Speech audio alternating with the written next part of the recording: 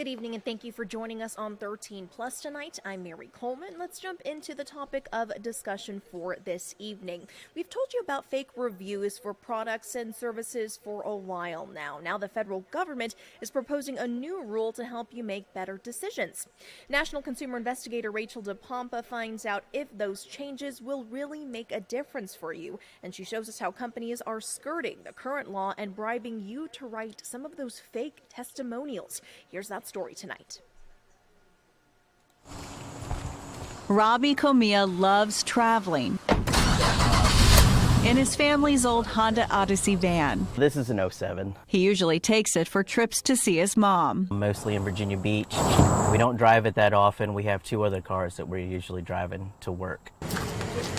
The van usually just sits in the garage, and the battery died. So Comia went on Amazon and bought a portable battery jump starter. I popped the hood up, I hooked everything up the way the instructions were. There was a charge on the jump starter and nothing happened. He tried it a couple of times and nothing. So he returned it and left a review. I leave positive and negative reviews on Amazon because we use it for so many things. He called his review "worthless piece of," writing "absolute trash, returned for refund." The company sent him an email apologizing for his experience and offering several solutions, including a $50 Amazon gift card if he would consider, quote, helping us to delete the review. I mean, at first it just felt strange, but then the more I thought about it, I was like, this is kind of like a bribe because you're asking me to, not really lie about your product, but to withhold information that could have been helping somebody else. Robbie is not alone. Over the last year, we've uncovered the problems created by fake online reviews, which are illegal. From small businesses battling fakes to save their reputations. Because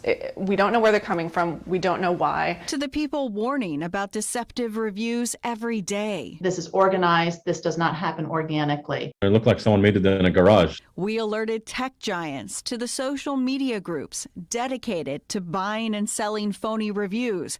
Many of those groups pulled because of our investigation. And now, if you search fake reviews on Facebook, you get this warning message telling you that term is, quote, sometimes associated with fraudulent activity, which isn't allowed on Facebook. But these problems are still popping up in different ways. For example, you might have recently received a card like this with a purchase, offering a gift card if you leave a positive review.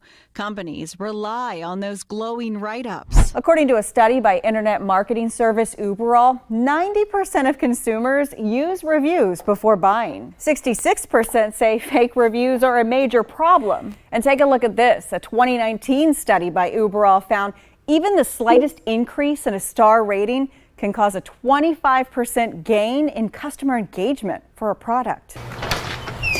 And there's a new way scammers are now trying to pad reviews for companies. People all across the country are getting surprise packages they didn't order from Amazon and other sellers. The Better Business Bureau calls this a brushing scam, and it means someone's gotten a hold of your address and they're sending the package to create a verified purchase. It's going to be a free something. You're going to open it, and yes, by law, you can keep that free gift. It's going to be not A quality, it's going to be C, D, or E quality. But what this is really doing is cheating the online review system.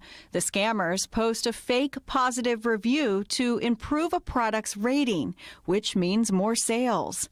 The federal government is trying to crack down even more. Would you say the FTC is really going after fake reviews even more now? Yes, we think that this rule would allow us to get tougher and to have real teeth behind what we do. The Federal Trade Commission is asking the public to weigh in on its new rule, cracking down on inauthentic reviews. It would ban writing fake reviews, paying for reviews, concealing honest reviews, and other deceptive practices. If the rule was implemented, we would be able to seek civil penalties of up to $50,000 per violation of the rule. Which he says adds up quickly and would deliver hefty fines to those who break it. Dozens of consumers already weighing in. One person writing, I see businesses that aren't even open yet, and somehow, magically, they have tons of 5-star reviews on Google. super suspect. Another saying it is extremely difficult for the consumer to determine the validity of online reviews. Robbie Comia's Honda Odyssey is on the road again. He ended up buying a different jump starter, and he ultimately ignored the email from the company offering a $50 Amazon gift card. And he never took down the review. Robbie says the experience didn't leave him with a good feeling, and now he's a little more skeptical of online reviews. It's a way of like padding good reviews for your product, and then they're not real and they're not being sold honestly. Here's what you can do to see if a review looks real. The BBB has a scam tracker online where you can see if brushing scams are happening in your neighborhood. Also, look up a business to see if it's accredited. When reading reviews, be careful. If every single review of that product is 5 stars, think twice. And look at the 2 through 4 star reviews. Be skeptical of 1 and 5 stars. And remember, experts tell us word of mouth is still the best recommendation.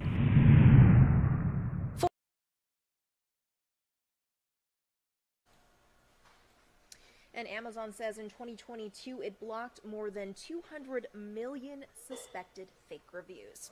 Now I want to bring in meteorologist Corey Kowitz for a look at our weather because, Corey, we are hearing that there's some moisture on the way. We do. I'd say it's very similar to what we had last weekend in terms of the structure of the storm, the impacts, really similar stuff. It's almost like a mirroring of what we had over the weekend. It's a little different, though. We got a lot of factors to dive into, though. So, I don't know. We want the snow. I mean, I want the snow. Do you want the snow?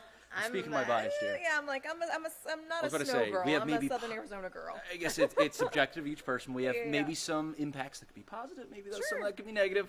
But let's dive in right now and check out where that storm is. It's centered over, I'd say, somewhat north of us, almost directly northwest. Over the Pacific Northwest, you can see a little bit of that precip out ahead of that. A little upstream there. All that moisture is going to be headed towards our neck of the woods here. Oh, hold on. Give me a second here. So we're having a little trouble. Give me 1 minute. I'm going to make sure. I'm going to go back real quick, make sure slides. Give me 1 minute. I'll keep the people entertained. I'm doing a dance. You can't see it right now. No, I'm kidding. Yeah, Corey's been working hard. We just got some new graphics here at 13 News, so they've been working hard trying to get all the graphics transferred over, but he will be back in just a minute to give you your forecast. A lot of people are questioning what is going on because you feel that chill in the air, and as he mentioned, we are probably going to see something similar, right, Corey? All right. You know what? We're back, Mary. Absolutely. You know what? Just some technical difficulties, but here we go. We're back right now. Well, we've been there, right? There's a lot of moving parts here.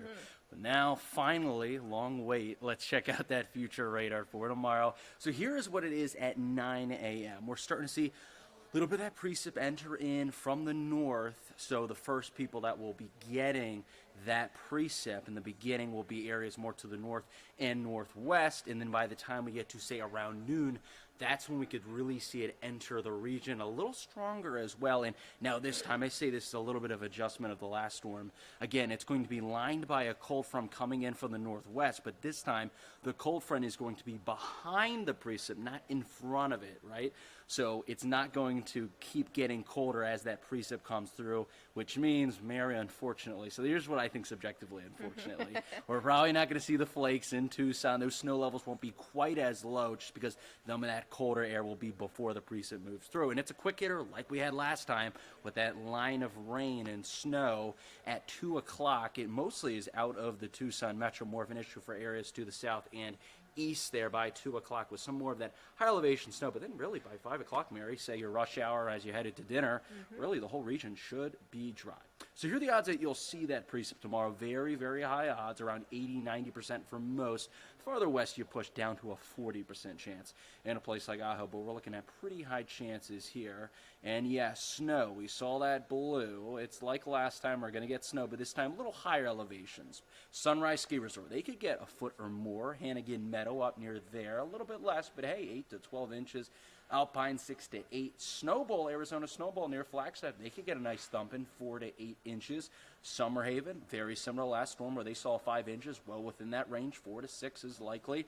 And then for some of those higher valley areas like Oracle, Sierra Vista, Wilcox, sitting at around 4,000, 4,500 feet, nearing 5,000. That is about where that snow level will be. So maybe they'll see a little bit of flakes mixing in, maybe a bit of accumulation, but overall expecting less than an inch there in those parts. And like what we had last time with that cold front moving through, so will the winds, as those winds will really move through the region. The heavier winds by around the late morning, mid-day hours, peaking, maybe gusting over 30 miles per hour, especially during the midday hours, and remaining windy through the evening, and maybe a bit of a tapering off as we head towards the later evening hours. Hard freeze watch. So yes, you saw that cold front's going to be ushering a lot of cold air, so we have a hard freeze watch, not a warning.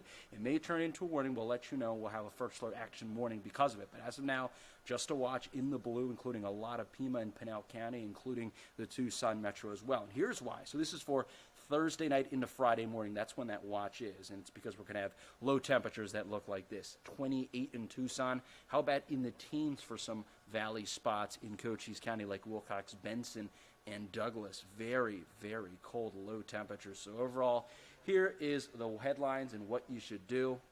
So tomorrow, the rain and snow. Slow down on the wet roads and just avoid travel in the mountains. We're going to get a good amount of snow.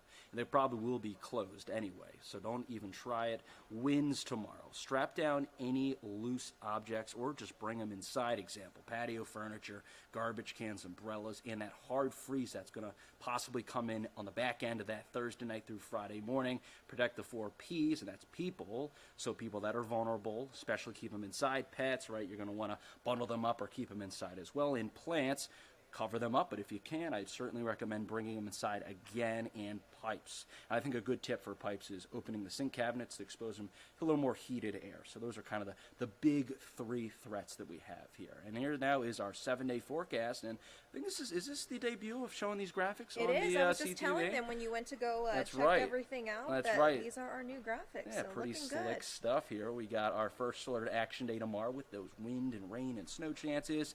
We'll see that cool down Thursday night through Friday where freezing lows are expected. We do have, Mary, finally a warm-up. Today got to 60. Let's see what the warm-up, though, is. I feel like today was kind of a warm-up. Got to 60 degrees, but we're going to see those 60 degrees stay for a little longer and possibly get to the upper 60s by the time we get to mid-next week. Okay, Corey. Well, we won't blame you for the snow. I know you like it, so maybe stop thinking about it. Okay, maybe so I should much. stop saying that. So people think that I'm controlling. I'm weather. kidding. Again, it's everyone has a different opinion on it, but we're from Tucson. It is cold for us, yes, so it is very cold. We'll suck it up. All right, thanks, Corey. Appreciate it. We will leave you with a live look of the Tucson metro area. Things once again. Crazy to say, but you can actually see some of the chill in the air here. As Corey mentioned, it's cold out there, so stay warm and be sure to join us for 13 News Live at 10. We'll see you in a little bit.